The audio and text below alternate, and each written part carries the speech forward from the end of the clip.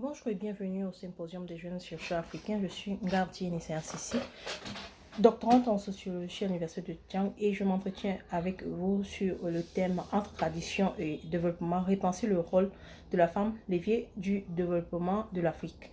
Et donc le continent africain aujourd'hui compte plus de 1,17 milliard d'habitants, soit 18,14% de la population mondiale.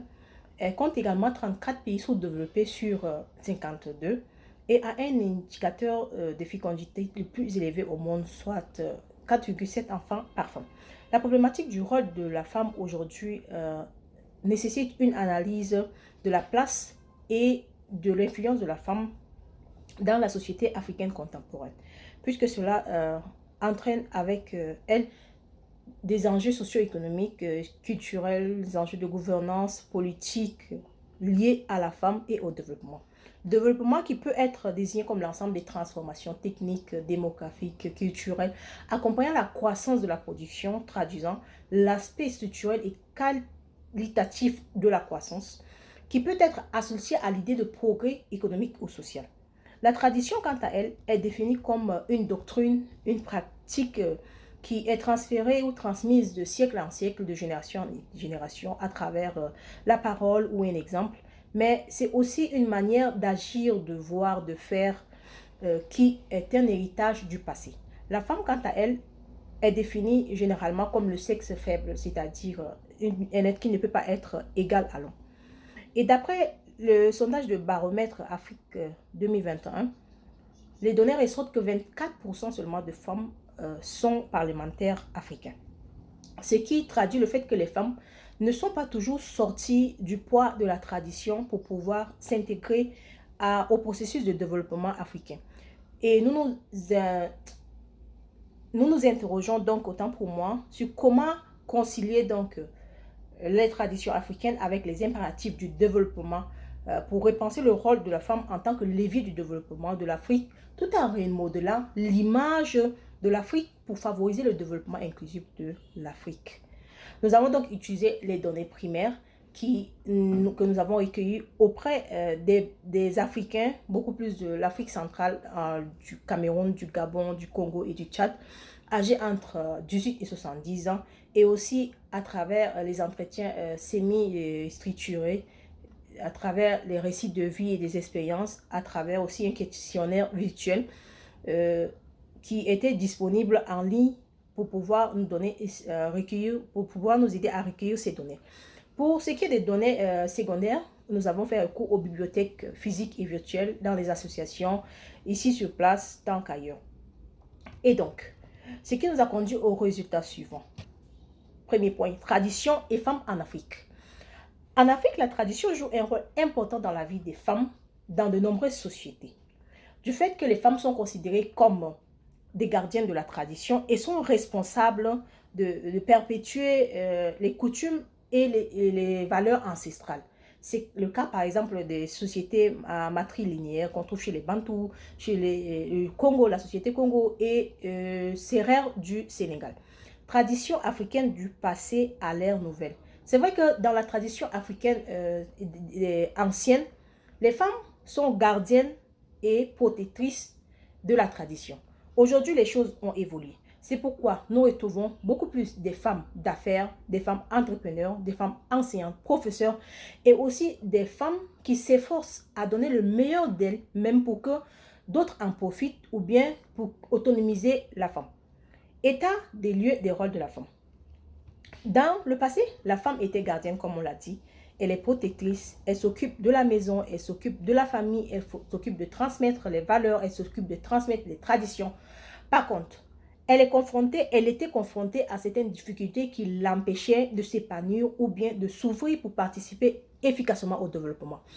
Par contre, aujourd'hui, nous retrouvons des femmes, comme nous l'avons dit, qui se donnent de plus en plus, qui donnent leur meilleur, qui donnent le meilleur d'elles-mêmes pour pouvoir participer elles aussi et changer le visage du rôle de la femme ancienne qui est cloîtrée, qui est dominée aujourd'hui à celle qui est ouverte et qui peut participer aussi à la vie économique, malgré qu'il y ait toujours des contraintes ou encore des obstacles. Pour promouvoir donc le développement en Afrique, il faut savoir que le développement, qu'il soit social, économique, est étroitement lié à la pacification et aux mécanismes endogènes mis en place par la société sans exception de personne. La promotion du développement durable en Afrique et surtout en Afrique centrale doit d'abord se focaliser sur les défis à relever dans le domaine de l'économie, dans le domaine de l'éducation, dans le domaine de la politique, dans le domaine de la gouvernance à travers des stratégies et des programmes inclusifs, des initiatives qui sont mises sur place pour pouvoir améliorer les conditions de vie des populations et par la même occasion passer à un autre niveau de développement plus inclusif et durable, ce qui sera bénéfique pour l'Afrique. C'est le cas par exemple de la création de la zone de libre circulation ou bien de libre, la zone autant pour moi de libre échange, voilà, continentale africaine, voilà, la zone de libre-échange continentale africaine. Ce qui vise à accélérer le commerce, d'accord, de l'Afrique, le commerce intra-africain, mais aussi de positionner le marché africain par rapport au marché international. Femmes, levier du développement en Afrique. Les femmes représentent une proportion importante et donc une ressource importante pour le développement de l'Afrique. Exemple, dans le cadre de la consolidation de la paix, la femme est un moyen ou une force, tant mentalement qu'intérieurement, qui connaît mieux gérer et qui aide à la gestion des conflits. Nous avons par exemple le cas des femmes juristes au Tchad ici, qui se sont constituées à un réseau qui permettent aux femmes de se défendre et d'avoir gain de cause lorsqu'elles sont en situation.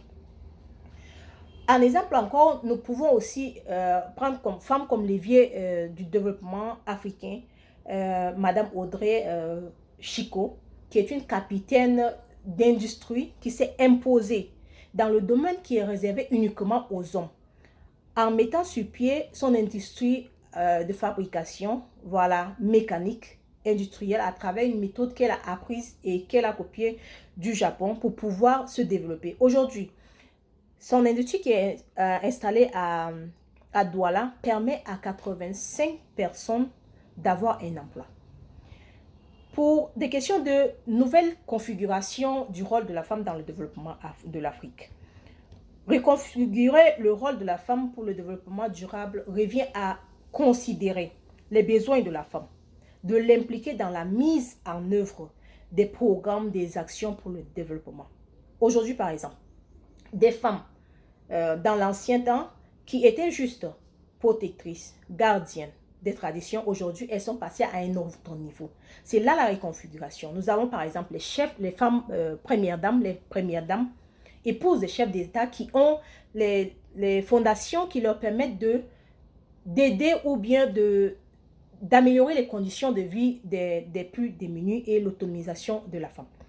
Le débat autour des rôles de la femme africaine pour le développement de l'Afrique est sans doute un débat qui suscite douleur, mécontentement, contradiction, dévouement, autant pour moi, frustration. Mais c'est un débat important pour le développement de l'Afrique. Si nous voulons que cette Afrique, autant pour moi, soit inclusive et qu'elle soit, ce développement de l'Afrique soit inclusif et durable.